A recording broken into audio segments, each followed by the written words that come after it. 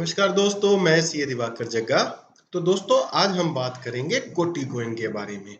बहुत ही अंडररेटेड एक कॉइन ये रहा है। क्यों रहा है उसको भी हम आगे जाके डिस्कस करेंगे।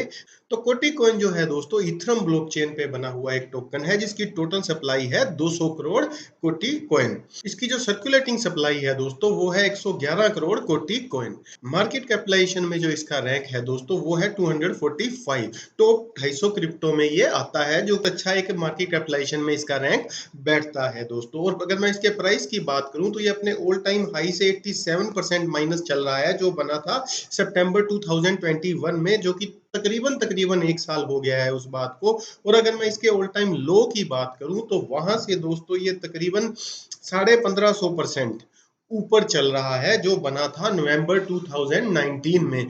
ऑलमोस्ट 3 साल उस बात को हो गए हैं दोस्तों। तो अगर मैं इसके यूजेस की बात करूं तो ये एक पेमेंट सोल्यूशन है।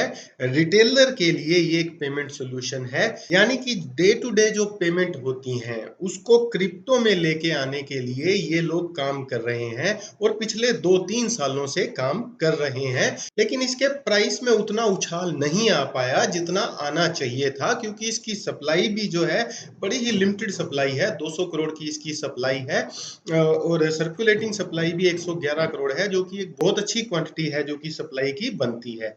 तो दोस्तों ये प्रूफ ऑफ स्टेक पे काम करता है, सो ये स्केलेबल भी है और कहीं ना कहीं ये सारी चीजों में खरा उतरता है। 3 साल पहले कोटी की जो टीम है वो एक मिशन लेके चली थी कि हम लोग इसको एक बहुत अच्छा पेमेंट सोल्यूशन जो है बनाएंगे, और कहीं ना कहीं ये उस पर काम भी कर रहे हैं। तो दोस्तों अब ये तो हो गया इसका फंडामेंटल्स जो कि अच्छे बैठते हैं, बढ़िया बैठते हैं। लेकिन इसके प्राइस को समझने के लिए हमें चलना पड़ेगा दोस्तों इसके चार्ट्स पे। तो दोस्तों ये है कोटी यूएसडीटी का 1 डे का चार्ट बाइनेंस की वेबसाइट पे।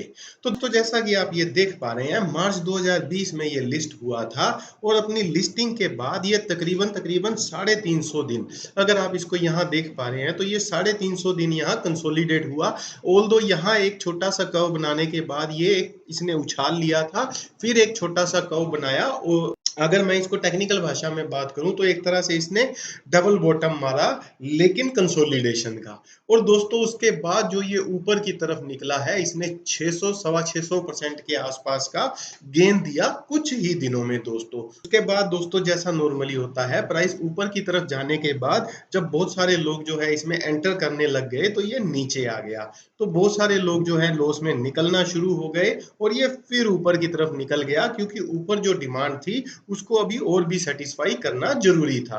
तो वहां से ऊपर निकलने के बाद दोस्तों इसने एक ये डबल बॉटम मारा जो आप यहाँ पे इसको देख पा रहे हैं, और उसके बाद दोस्तों ये चला गया डाउन ट्रेंड में। तो अगर मैं अब इसके बात करूं तो ये पिछले तकरीबन 102 दिनों से कंसोलिडेट हो रहा है। तो दोस्तों जैसा कि हम समझ पा रहे हैं पिछली बार ये 150 दिन, ऑलमोस्ट 150 दिन कंसोलिडेट हुआ और उसके बाद थोड़ा सा ऊपर की तरफ निकला, फिर नीचे आया, उसके बाद फिर ये 150 दिन कंसोलिडेट हुआ और उसके बाद ये ऊपर की तरफ निकल गया। तो दोस्तों ऑलमोस्ट सेम सिचुएशन यहाँ पे बन के सामने आ रही है। तो ये जो कंसोलिडेशन का प्रोसेस है ये इतना स्ट्रोंग है, ये क्रिप्टो को जो है ऊपर ले जाने की ताकत रखता है। और ये कॉइन जो है उतना ग्रो नहीं कर पाया, उसका कारण क्या था मैं आपको बता देता हूँ। जब मैंने इसको डीपली स्टडी किया दोस्तों तो इनकी जो टीम है एक टेक्निकल टीम है। तो ये लोग जो है मार्केटिंग में उतना ज्यादा जो है छलांगे नहीं लगा पाए जितना कि कम टेक्निकल लोग जो होते हैं लेकिन मार्केटिंग में स्ट्रोंग होते हैं वो उसको ज्यादा कर पाते हैं। तो ये कहीं ना कहीं मार्केटिंग जो है वो कोटी का वीक पॉइंट रही है, जिसकी वजह से ये लोग उतना ग्रो नहीं कर पाए। Although it's a very early solution to the payments.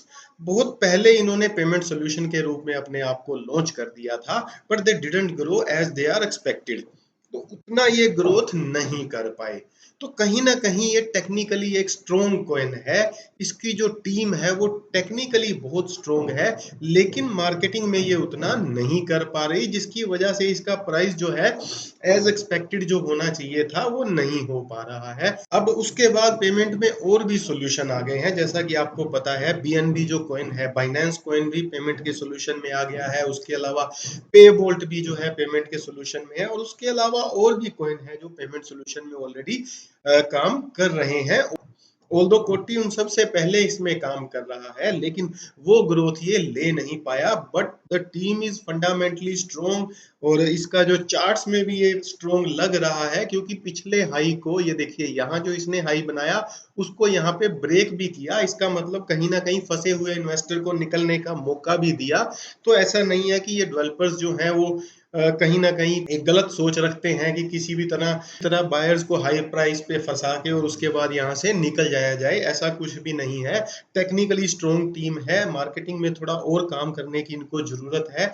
ये बहुत अच्छा ग्रो यहाँ पे कर सकते हैं।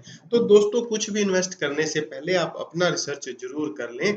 हमने जो रिसर्च किया था वो आपके सामने रख दिया है दोस्तों। तो जुड़े रहो हमारे साथ क्रिप्टो की ऑथेंटिक जानकारी के लिए। धन्यवाद।